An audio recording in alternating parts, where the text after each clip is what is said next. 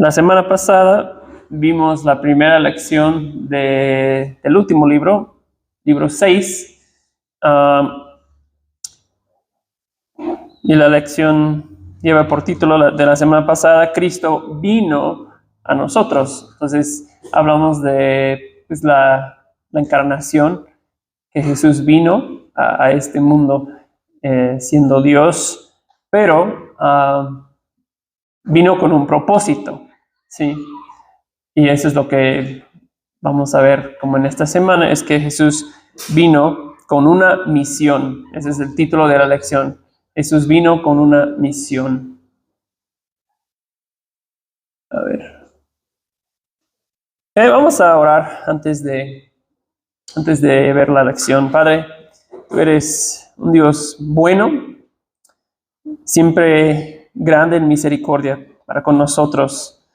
Padre, reconocemos que tu gracia, tu misericordia, no la merecemos. Sin embargo, estamos agradecidos que, siendo el Dios que tú eres, nos has dado abundante gracia, abundante misericordia, Señor.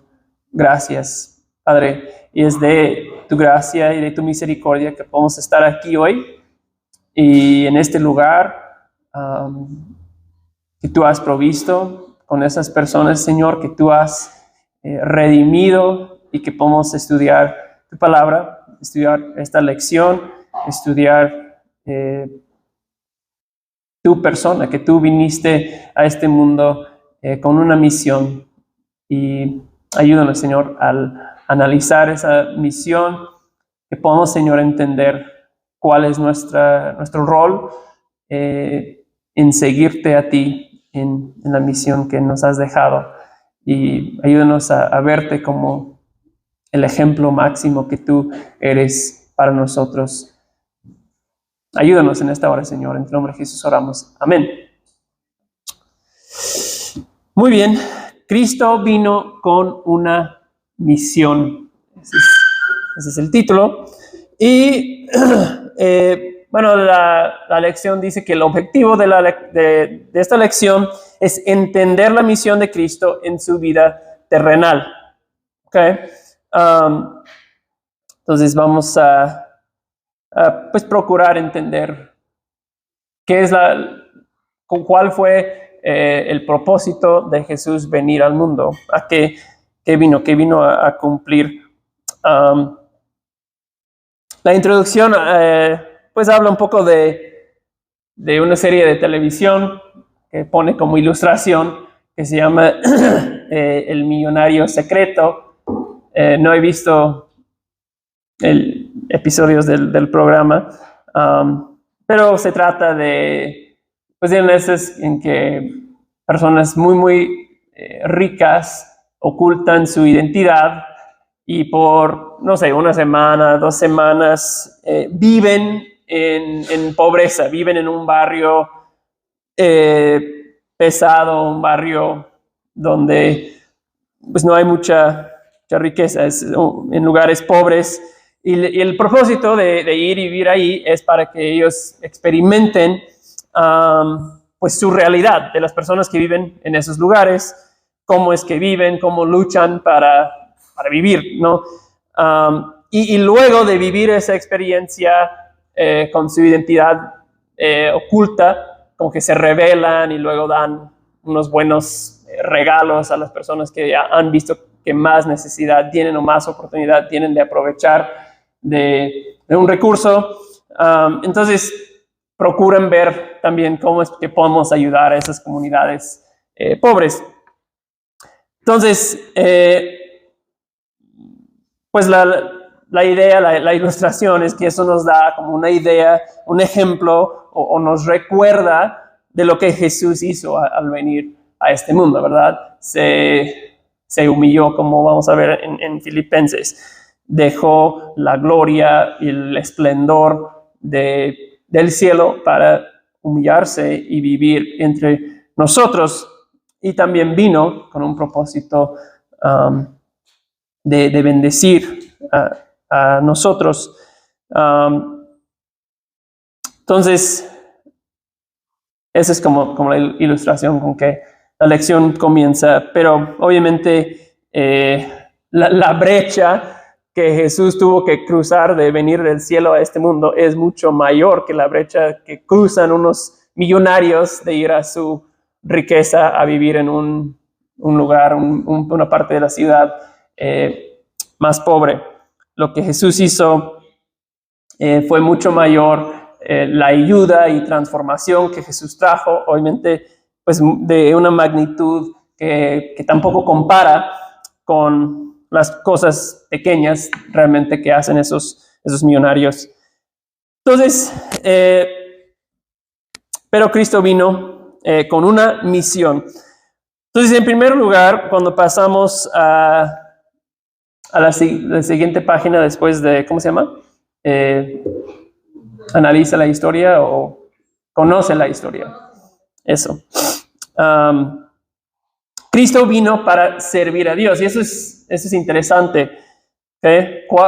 ¿Cuál era la misión de Cristo? ¿A qué vino? Bueno, en primer lugar, vino a servir a Dios. Si te hubiera preguntado ¿para qué vino Cristo? ¿Así hubieras respondido? Bueno, no, Cristo vino al mundo para servir a Dios. Probablemente no, ¿verdad? Pues a lo mejor yo tampoco, pero es correcto. Vamos a ver esto. La lección dice que no fuimos nosotros la motivación principal para Jesús venir al mundo. Jesús vino a servir a Dios, a hacer su voluntad de Dios y a glorificarlo. ¿Sí? O sea, vamos a decir que eso fue la misión número 1 de Jesús en venir al mundo, hacer la voluntad de Dios y glorificar a Dios. Entonces, ahí la lección nos lleva a Filipenses 2. Vamos a Filipenses 2.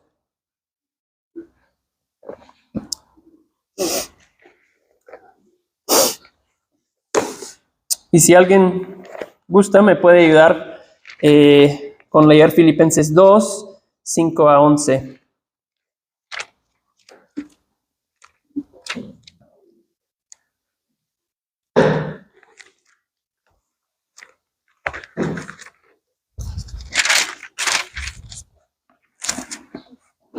Haya pues en ustedes esta actitud que hubo también en Cristo Jesús, el cual, aunque existía en forma de Dios, no consideró el ser igual a Dios como algo a que aferrarse, sino que se despojó a sí mismo tomando forma de siervo, haciéndose semejante a los hombres. Y hallándose en forma de hombre, se humilló él mismo, haciéndose obediente hasta la muerte y muerte de cruz. Por lo cual Dios también lo exaltó hasta los cielos y le confirió el nombre que es sobre todo nombre, para que al nombre de Jesús se doble toda rodilla, de los que están en el cielo y en la tierra y debajo de la tierra, y toda lengua confiese que Jesucristo es Señor, para gloria de Dios Padre. Gracias, hermano. Ok, una pregunta. ¿Qué le hace pensar, versículo 5, haya pues en ustedes esta actitud que hubo también en Cristo Jesús? ¿Qué les llama la atención ahí? ¿Alguien quiere comentar algo? ¿Te sorprende lo que dice ahí? ¿Qué entiendes acerca de este pasaje cuando ves versículo 5 y lo que Pablo llama ahí? ¿Alguien? Sí. Bueno, para empezar nos ayuda a entender el contexto, el propósito, que aunque Pablo va a escribir los versículos que siguen, que es esta hermosa reflexión sobre la encarnación y obra de Jesús. Y es, pues, no sé, a lo mejor dices, o sea, Pablo me está llamando a mí a tener la misma actitud que tenía Jesús. ¿Cómo es esto posible? Y pues esto nos lleva a entender algo acerca de la misión de Jesús a partir de estos versículos, que parte de su misión fue eso, humillarse a sí mismo, tomando forma de siervo, como dice aquí, y obedeciendo a su Padre en cada momento de su vida terrenal, ¿verdad? Ahí es lo que menciona, que fue obediente hasta la muerte y muerte de cruz. Entonces, o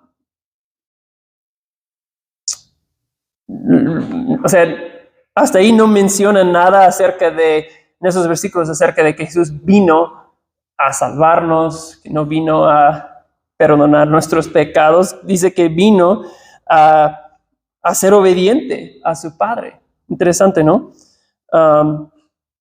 Entonces, podemos entender que Jesús se despojó a sí mismo para servir, en primer lugar, a Dios, ¿sí? O sea, estamos hablando de cuál fue la motivación principal que le hizo a Jesús venir al mundo. No fue en primer lugar para redimirnos a nosotros, en primer lugar fue para obedecer a su Padre y glorificar a su Padre. Entonces vino en primer lugar a servir a Dios, no a nosotros. Filipenses, versículos 6 y 7, dice que era Dios, Jesús era divino, habla de su divinidad de Jesús, y aunque era divino, Jesús se hizo siervo. Pero ¿siervo de qué? Bueno, otra vez, en primer lugar, la lección menciona que Jesús no fue pues como un esclavo, un siervo de la humanidad, de nosotros, ¿sí?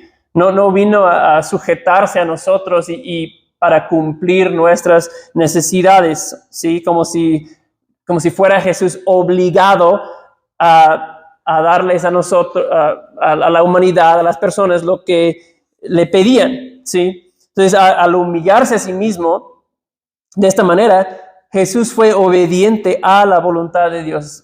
Sí, ese es el punto, es que en primer lugar Jesús estuvo sirviendo a Dios.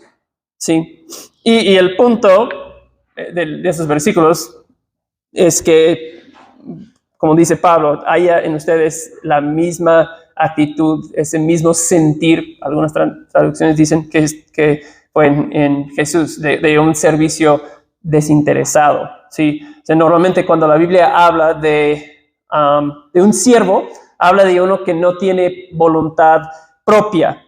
Un siervo es uno que pertenece a otro. Y vemos esta misma actitud en Jesús, porque como ya mencioné, el versículo 8 dice que Jesús fue obediente en todo, no ponía su propia voluntad por encima de la voluntad de su Padre, fue siempre sumiso a la voluntad de su Padre, obedeció en todo. Jesús en los evangelios va a decir, siempre hago la voluntad de mi Padre, no la mía. Sí, entonces el llamado del versículo es que nosotros somos llamados a servir siguiendo el modelo de Jesús. Obediencia de un siervo es lo que se nos pide a nosotros como cristianos, ¿verdad? Somos siervos en ese sentido. Obedecemos como se le pide, cuando se le pide. O sea, no tenemos voluntad propia. Ese es el modelo que somos llamados a seguir. Es servir para la gloria de Dios. Jesús dijo, siempre hago la voluntad de mi Padre y siempre hago todo para que mi Padre sea glorificado. Entonces, ahí empieza la misión de Jesús, que no vino en primer lugar para servirnos a nosotros. Eso es parte de la misión. No estamos diciendo que no, obviamente, pero en primer lugar vino a hacer la voluntad de su Padre y glorificar a Dios. Y ahí entra una pregunta que está ahí en la lección. ¿Por qué puede ser peligroso para nosotros creer que la misión de Dios se basó en nuestras necesidades? ¿Sí? ¿Por qué puede ser peligroso que pensemos pues que el objetivo principal de Jesús venir al mundo fue nuestras necesidades. ¿Sí? ¿Qué piensan? Si pensamos, bueno, nosotros somos la razón principal por la cual Jesús vino al mundo, ¿por qué podría ser peligroso esa noción? Enfocas como en ti, ¿no? La adoración hacia ti. Ajá. Tienes el enfoque principal en lo que es verdad, en lo que es Dios. También, Sí. ¿no? Te pones en un papel como que tú fueras de suma importancia. Exacto. Y dejas de servir a los demás y ver a los demás. Ajá. Bien. Sí, no, exactamente. Sí, o sea, te puede hacer creer de manera antropocéntrica, ¿no? Que los intereses de los seres humanos son los más importantes. Somos nosotros el centro del mundo, todo gira alrededor del ser humano. O sea, sí, pensar que Dios vino a suplir las necesidades de la raza humana. De alguna manera pensar así nos coloca a nosotros encima de Dios, o sea, lo pone al servicio de nosotros como si nos debiera algo, ¿sí?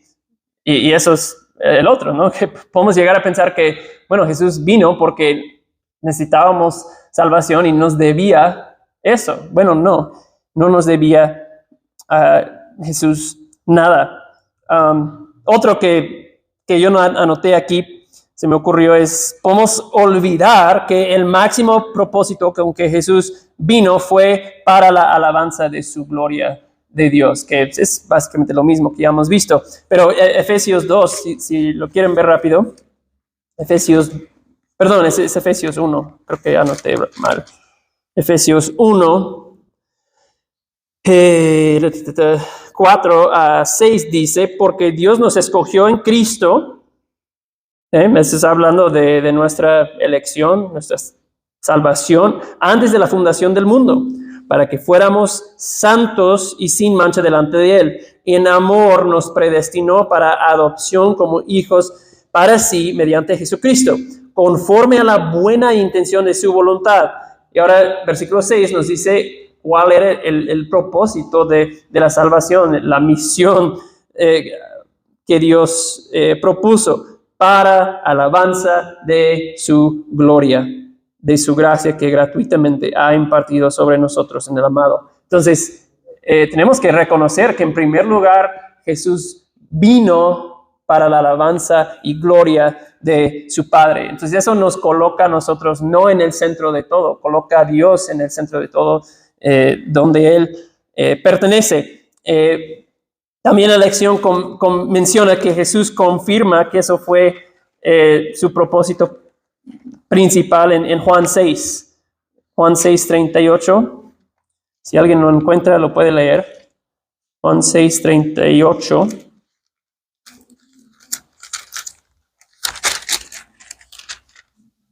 Porque he descendido del cielo no para hacer mi voluntad, sino la voluntad del que me envió. Entonces, ¿para qué vino Jesús? Hacer la voluntad de ¿quién? De su Padre, de Dios, ¿sí? Entonces, eso ya pues, ha quedado claro. Lo vemos también en Getsemaní, ¿verdad? Antes de la cruz, que Jesús oró, que es lo que dice en su oración, que no sea como yo quiero, sino como tú quieras. Vine, Señor, a hacer no mi voluntad, sino la tuya. Esa es su misión, su propósito principal. Luego en 42, más adelante dice, apartándose de nuevo, oró una segunda vez diciendo, Padre mío, si esta copa no puede pasar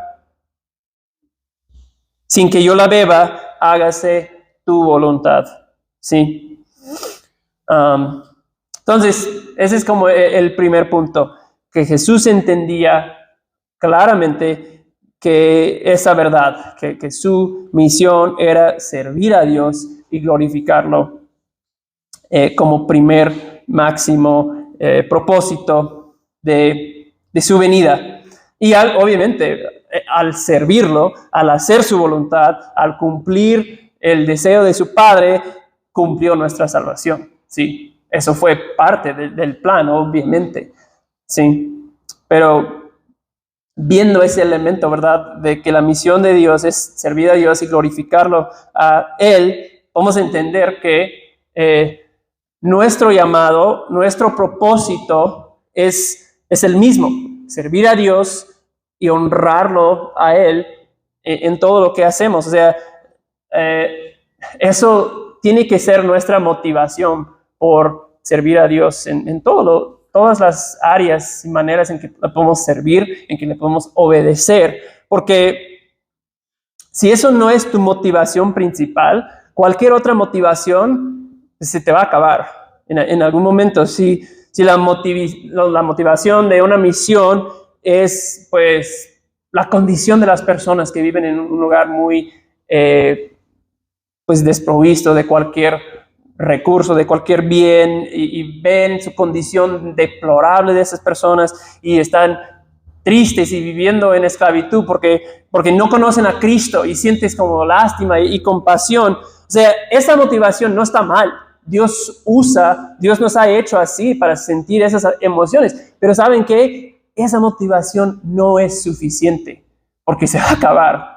Esa emoción y sensación de compasión por las personas, eso no es suficiente, porque muchas de esas personas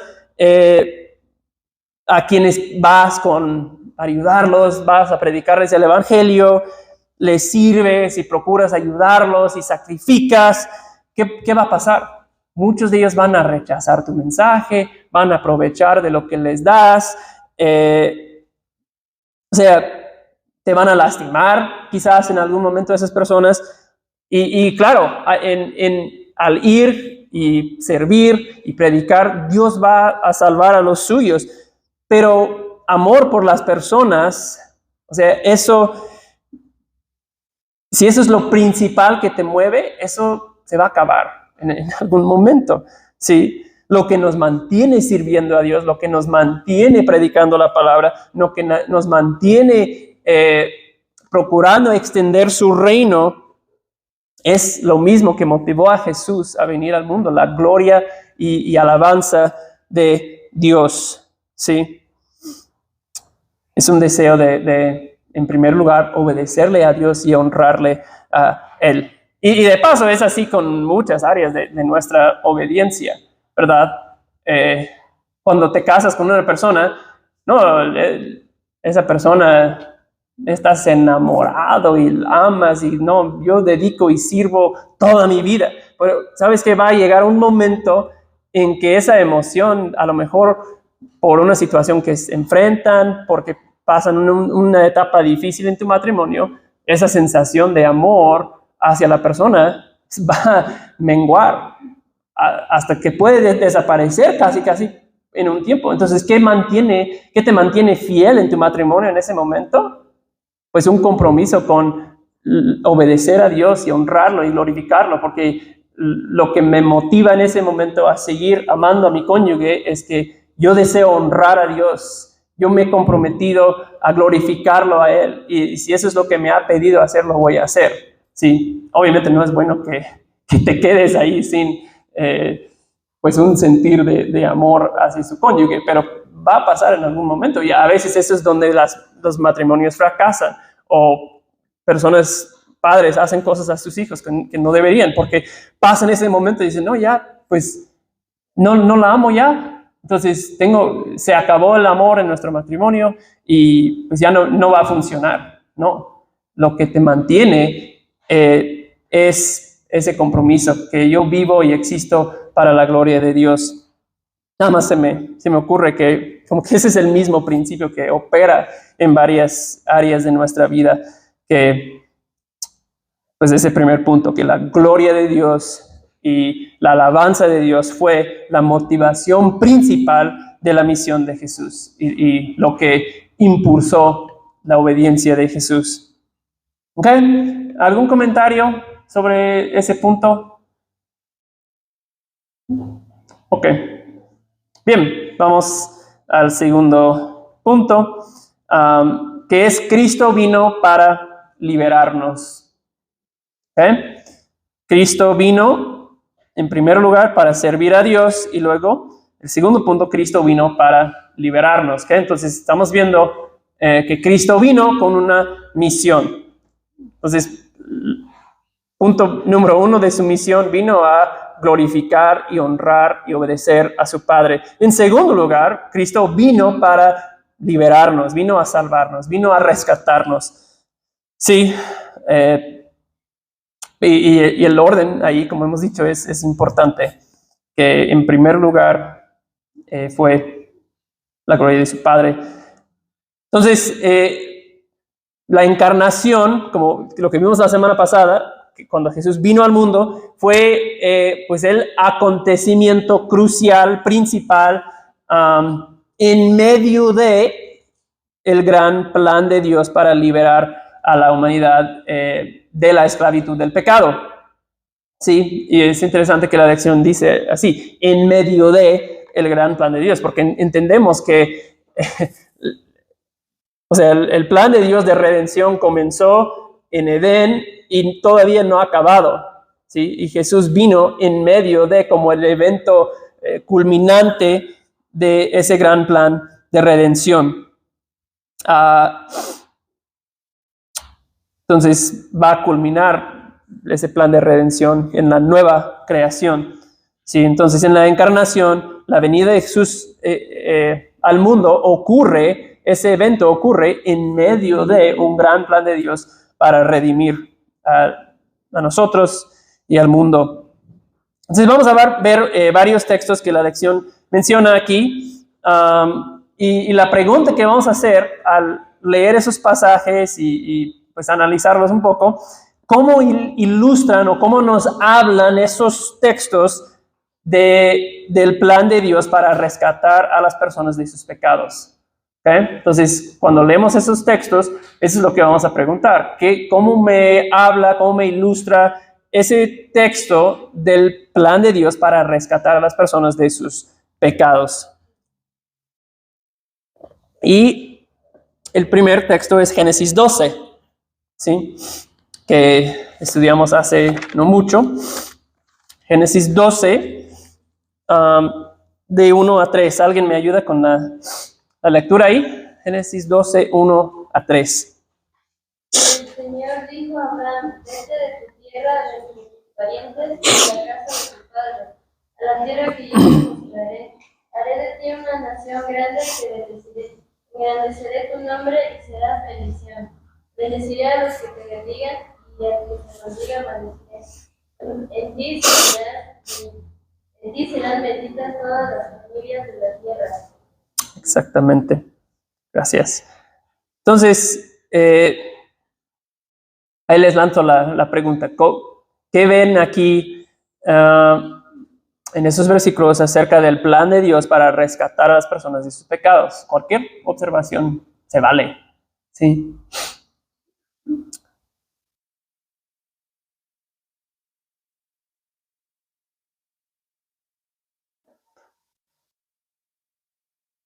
Algo aquí que, bueno, es interesante porque cuando dices, bueno, no veo algo como súper claro, ese es como parte de la naturaleza de la revelación, que lo que comienza en Génesis es como muy, no muy claro, un poco vago, que no sabemos con mucho detalle. Hay como destellos de que viene un redentor, viene algo, pero y va esclareciendo a la medida que llegamos más y más cerca en el tiempo, al tiempo de Jesús. Pero, ¿qué ven ahí en Génesis 12? En el 3 al último, en ti serán benditas todas las naciones de la tierra. Exactamente. Sí, esa es la frase más clara con respecto al plan de Dios para rescatar las personas de sus pecados. Y aún ahí, pues, eso, o sea, es un poco no súper claro a qué se refiere, pero sabemos, ¿verdad? Porque sabemos cómo termina la historia, que justamente a eso se refiere cuando Dios prometió eso a Abraham: en ti serán benditas todas las familias de la tierra. Precisamente de eso hablaba. Entonces, ¿cuál es la máxima expresión de esa bendición a las familias de la tierra? Jesús, obviamente, ¿sí? Jesús es el cumplimiento de esa promesa, de esa bendición a todas las familias de la tierra.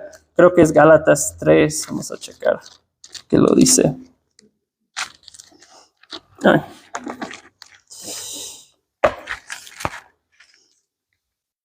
Gálatas 3:14 dice, voy a leer desde 13, dice: Cristo nos redimió de la maldición de la ley, habiéndose hecho maldición por nosotros, porque escrito está: maldito todo el que cuelga de un madero. 14 dice: a fin de que en Cristo Jesús la bendición de Abraham viniera a los gentiles, para que recibiéramos la promesa del Espíritu mediante la fe. Entonces, ahí está bien claro: en Jesús, en lo que Él ha hecho, en lo que Él ha venido a hacer, la bendición de Abraham ha venido a los gentiles. ¿Sí? Entonces, y eso no es como que ocurrió. Esa bendición a todas las familias de la tierra sigue llevándose a cabo, ¿verdad? Porque el evangelio sigue siendo predicado. El mensaje de Jesús sigue llegando a todas las familias de la tierra. No ha llegado a todas todavía. ¿Sí? Y entonces la bendición de Abraham en específico es la justificación por la fe. Y Pablo hace ese punto también en Gálatas. No vamos a tomar el tiempo de verlo, pero que la bendición máxima en la vida de Abraham ocurrió en capítulo 15, ¿verdad? Cuando vio a las estrellas, creó las promesas de Dios, y dice que su fe le fue contado como justicia, ¿sí? Entonces, así somos, así entramos, recibimos la bendición de Abraham cuando llegamos a ser hijos de Abraham de la misma manera, por medio de la fe en Jesús. Somos unidos a esa familia a que Dios prometió esa bendición. Ahora, si tú buscas la bendición de Abraham, pues hay los predicadores de la prosperidad. Ellos van a agarrar todas las bendiciones que jamás Dios hizo a Abraham y decir que lo mismo nos toca a nosotros, ¿verdad? Prosperidad, tierras, protección de nuestros enemigos, pero no se refiere a eso. También Gálatas dice que cuando Dios hizo la promesa de bendición, se refería a un descendiente que vendría. Las bendiciones materiales eran para los descendientes físicos de Abraham, porque Abraham tiene descendientes físicos y descendientes espirituales, ¿sí? Entonces, el plan de rescate es lo que estamos buscando en esos textos. Todo lo que nos indica acerca del plan de Dios, pues siempre fue tener un pueblo suyo que viviera en su presencia, que le conociera, viviera en relación con él. Y como nosotros somos pecadores y Dios es un Dios santo, ese pueblo tiene que ser justo, tiene que ser redimido, limpiado de sus pecados. Entonces, para poder estar en la presencia de Dios, pertenecer a Dios,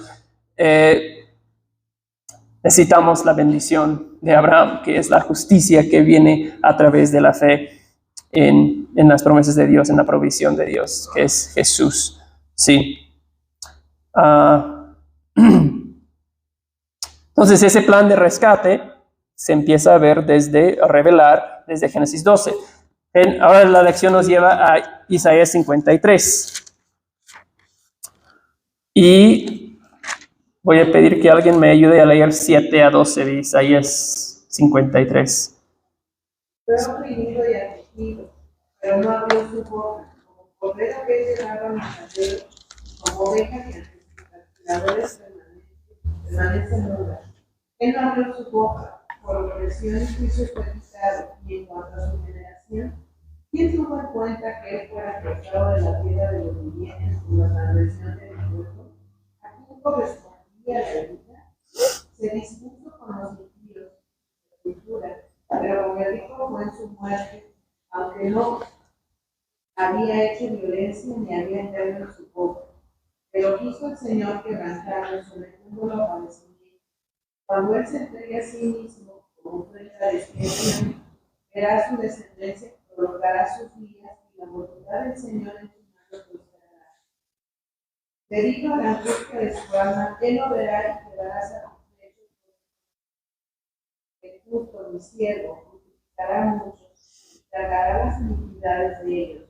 Por tanto, yo le daré parte con los grandes y con los fuertes repartirá despojo, porque derramó su alma hasta la muerte, con los transgresores fue contado. Llevó el pecado de muchos y intercedió por los transgresores. Qué pasaje, ¿no? Tan hermoso. ¿Qué ven aquí acerca del plan de Dios para rescatar a personas de la esclavitud del pecado? Uh-huh. Sí. Fue contado con los transgresores. Qué interesante. El inocente, perfecto Hijo de Dios fue contado con los transgresores. ¿Por qué? Para poder llevar el pecado de muchos. Versículo 11 es interesante también porque nos da como un indicio también de lo que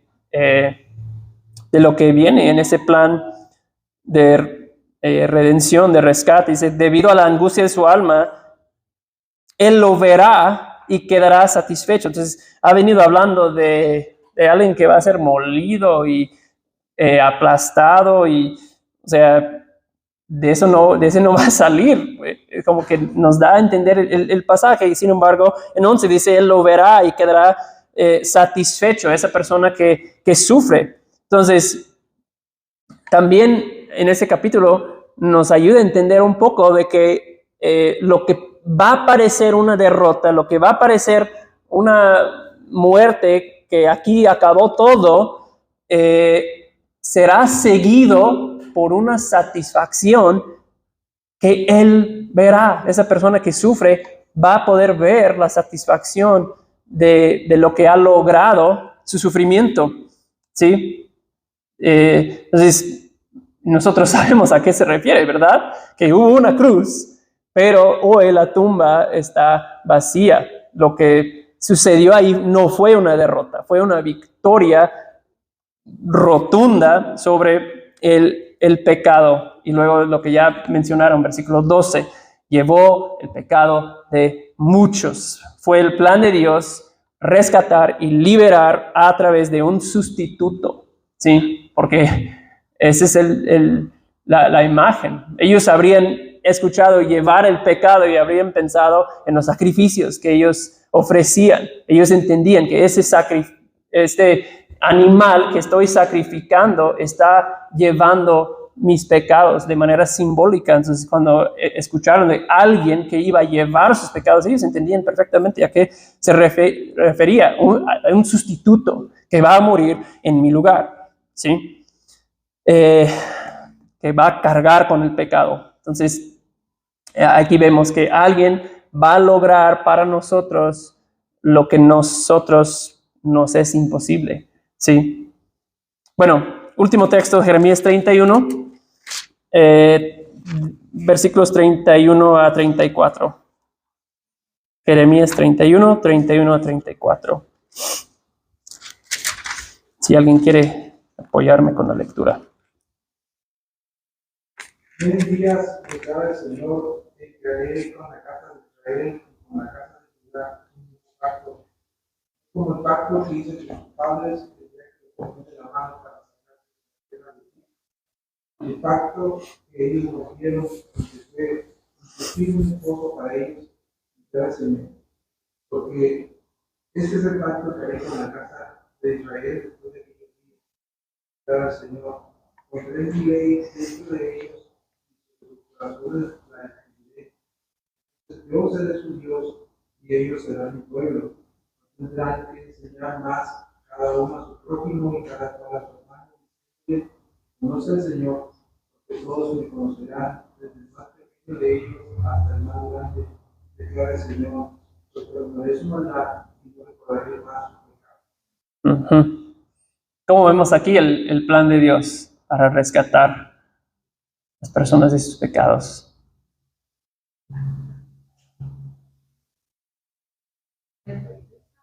Dice, poner mi ley dentro de ellos.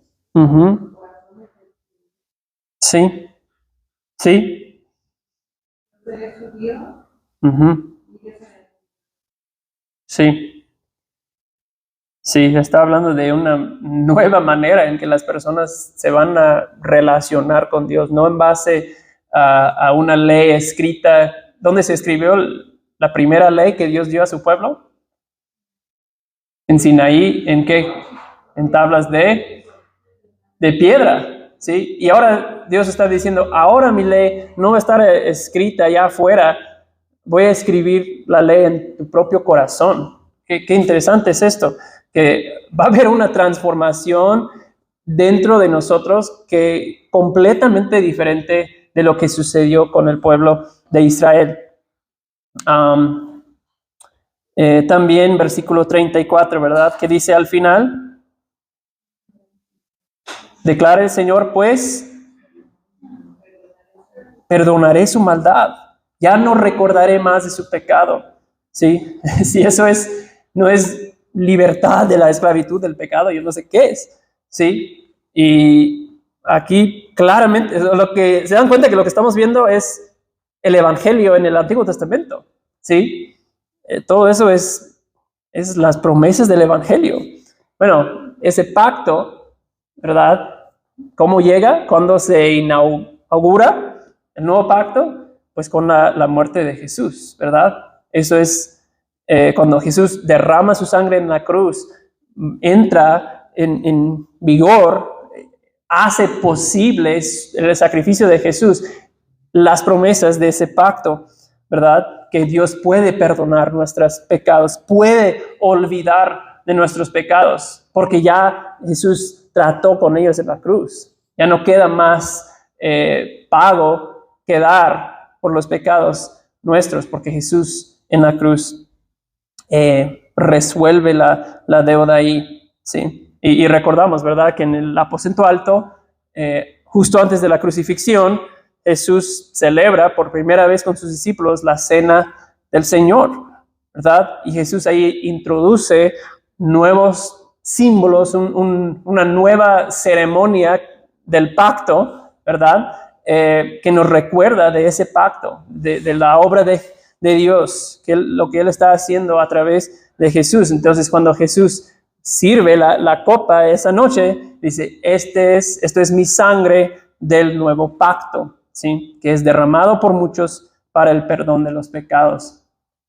Entonces, en esos textos vemos hermosamente y claramente el plan de Dios que Él inició. Bueno, realmente Efesios nos dice que inició antes de la fundación del mundo, ¿verdad? Porque nos eligió en Él, pero inició en la revelación que nosotros tenemos desde Génesis.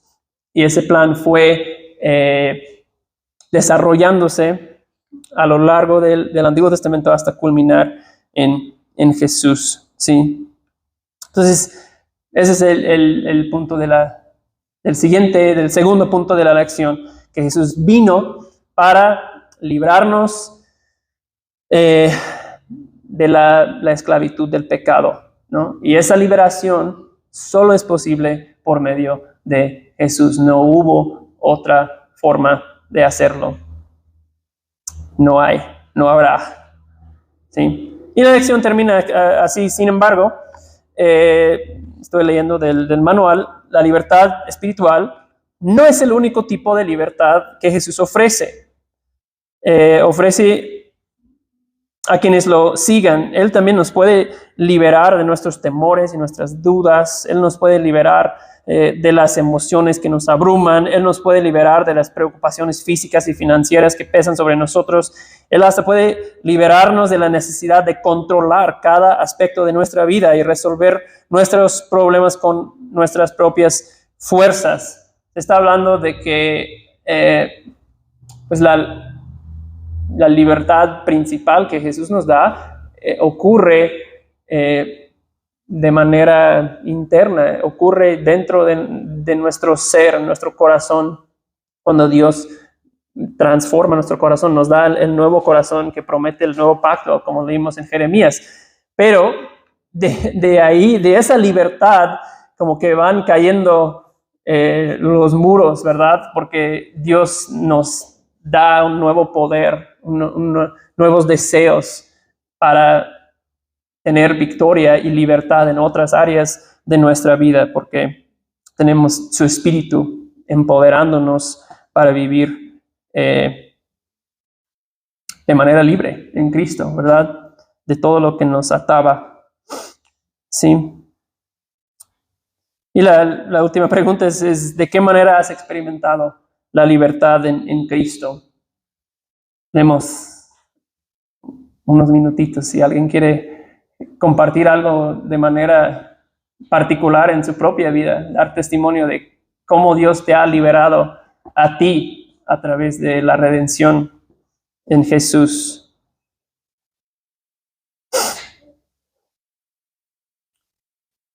Yo creo de manera particular que una de las cosas que Dios hace al librarnos de nuestros enemigos, creo yo que también Dios nos libra de nosotros mismos. Nosotros mismos somos nuestro peor polvo, tropiezo para nuestra lección, para vivir para la misión de Jesucristo, vivir para la gloria de Dios.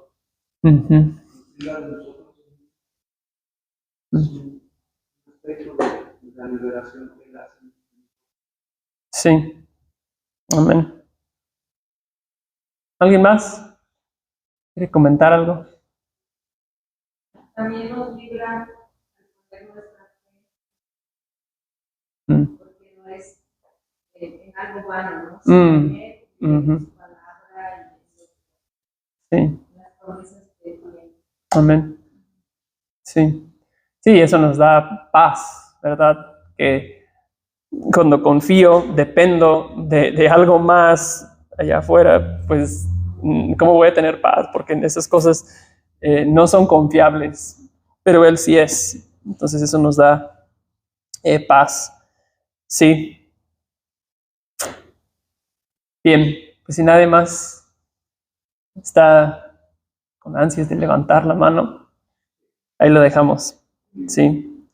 Vamos a orar. Gracias, Señor, por la libertad que tenemos en Cristo. Gracias que tú nos has rescatado de la esclavitud del pecado y que nos sigues rescatando, nos sigues renovando, Señor. Ayúdanos a vivir de manera plena y completa la realidad de la libertad que tú nos has comprado en la cruz por medio de tu Hijo Jesús. Padre, gracias por el plan de redención.